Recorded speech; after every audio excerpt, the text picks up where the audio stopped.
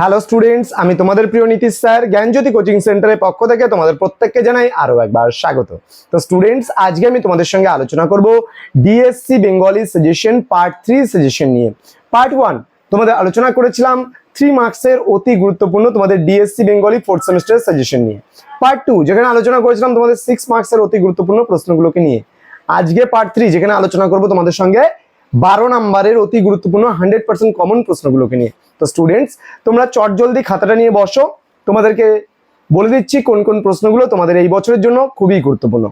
এরপরে এই আজকের পার্টের পরে আমরা একটা ফাইনাল পার্ট নিয়ে আসবো জুলাইয়ের প্রথম সপ্তাহ থেকে, জুনের প্রথম সপ্তাহ থেকে।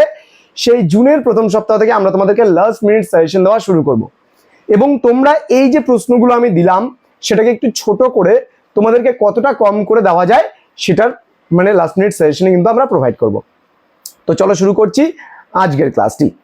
প্রথমত তোমাদের বলবো, যারা এখনো চ্যানেলটিকে সাবস্ক্রাইব করোনি, সাবস্ক্রাইব করে পাশে থাকা বেল আইকন অল প্রেস করে দাও, যাতে নেক্সট টাইম থেকে কোনো ভিডিও আপলোড করলে তার নোটিফিকেশন তুমি সবার আগে পেতে পারো। এছাড়া তোমরা যারা ভাবছো অনলাইনে আমাদের কাছে কোর্স করবে, তারা সময় নষ্ট না করে আজই যোগাযোগ করো আমাদেরই অফিসিয়াল নাম্বার 6295916282 নম্বরে এবং 7076398606 নম্বরে। তোমাদের টোটাল কোর্স ফি রয়েছে মাত্র 499 রুপিস। তো দেরি কিসের, আজই যোগাযোগ করো আমাদের সঙ্গে।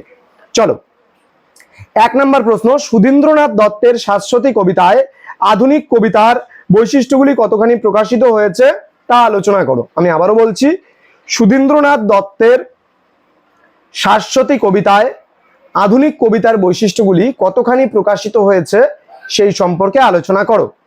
পরবর্তী প্রশ্ন, আবার আসিব ফিরে কবিতাটি অনুসরণে কবি জীবনানন্দ দাশের মাতৃভূমির প্রতি শ্রদ্ধা ও ভালোবাসার পরিচয় দাও।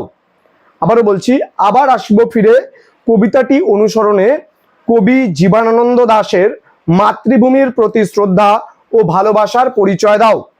পরের প্রশ্ন, সাধারণ মেয়ে কবিতায় কবি একটি সাধারণ মেয়েকে যেভাবে অসাধারণ করে তুলেছেন তার পরিচয় দাও।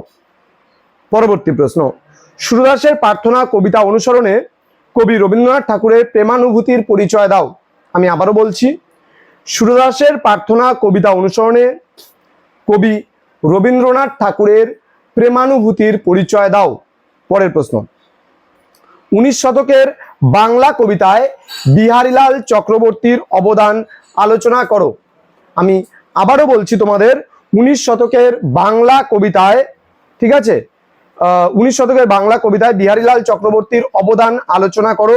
পরবর্তী প্রশ্ন, কঙ্কাবতী কবিতা অবলম্বনে বুদ্ধদেব বসুর প্রেম চেতনার স্বাতন্ত্র্যের পরিচয় দাও। কঙ্কাবতী কবিতা অবলম্বনে বুদ্ধদেব বসুর প্রেম চেতনায় স্বাতন্ত্র্যের পরিচয় দাও। পরবর্তী প্রশ্ন, 19 শতকের বাংলা কবিতায় আধুনিকতার সূত্রপাত কিভাবে ঘটেছে ঈশ্বরগুপ্তের হাত ধরে তা আলোচনা করো। 19 শতকের বাংলা কবিতায় আধুনিকতার সূত্রপাত ঘটেছে কিভাবে কবি ঈশ্বরগুপ্তের হাত ধরে তা আলোচনা করো। পরবর্তী প্রশ্ন, আধুনিক বাংলা কাব্য কবিতা চর্চায় রবীন্দ্র অনুসারী ও রবীন্দ্র বিরোধী কবি হিসাবে যাদের নাম চিহ্নিত হয় তাদের কাব্য চর্চা সম্পর্কে বিস্তারিত আলোচনা করো। পরবর্তী প্রশ্ন, 9 নম্বর প্রশ্ন, সুভাষ মুখোপাধ্যায়ের যত দূরেই যাই কবিতার মর্মার্থ বিশ্লেষণ করো। আবারও বলছি, সুভাষ মুখোপাধ্যায়ের যত দূরেই যাই কবিতার মর্মার্থ বিশ্লেষণ করো। পরবর্তী প্রশ্ন, প্রেমেন্দ্র মিত্রের ফ্যান কবিতায় দুর্ভিক্ষের যে ছবি বর্ণিত হয়েছে তা আলোচনা করো। পরবর্তী প্রশ্ন, নিরুদ্দেশ যাত্রা কবিতাটির তাৎপর্য সংক্ষেপে আলোচনা করো। আবারও বলছি, নিরুদ্দেশ যাত্রা কবিতার তাৎপর্য সংক্ষেপে আলোচনা করো। পরবর্তী প্রশ্ন, জীবন দেবতা কবিতার বিষয়বস্তু আলোচনা করে উক্ত জীবন দেবতার উদ্দেশ্যে কবি কি কি বক্তব্য উপস্থাপিত করেছেন তা নিজের ভাষায় লেখো। পরবর্তী প্রশ্ন, উর্বশী কবিতায় নন্দনবাসিনী উর্বশীর যে চিত্ররূপ কল্পনা করা হয়েছে তার পরিচয় দাও। এই কটা প্রশ্ন তোমাদেরকে দিলাম, এই কটা প্রশ্ন তোমাদের পড়লে তোমাদের 12 নম্বরে কভার আপ করে যাবে। তো স্টুডেন্টস, তোমরা খুব ভালো করে পড়ো। আজকে ডিএসসি বাংলা তোমাদের যে নোটস বা যা কিছু ছিল তোমাদের সম্পূর্ণ জিনিসটা আমরা কিন্তু পুরো কভার আপ করে দিলাম। অনলাইনে যারা আমাদের কাছে পড়ছো ইতিমধ্যে তোমাদের প্রত্যেকটা প্রশ্নপত্রের উত্তর দেওয়া হয়ে গেছে। তোমরা খুব ভালো করে প্রিপারেশন নাও, তোমরা পড়াশোনা করো খুব ভালোভাবে, পরীক্ষা খুব ভালোভাবে দাও। তোমাদের সঙ্গে দেখা হবে খুব তাড়াতাড়ি পরবর্তী নতুন কোনো সাজেশন নিয়ে। আর লাস্ট মিনিট সাজেশনের জন্য অপেক্ষা করো। দেখা হচ্ছে পরবর্তী ক্লাসে। Thank you so much, thanks for watching. After all, thank you.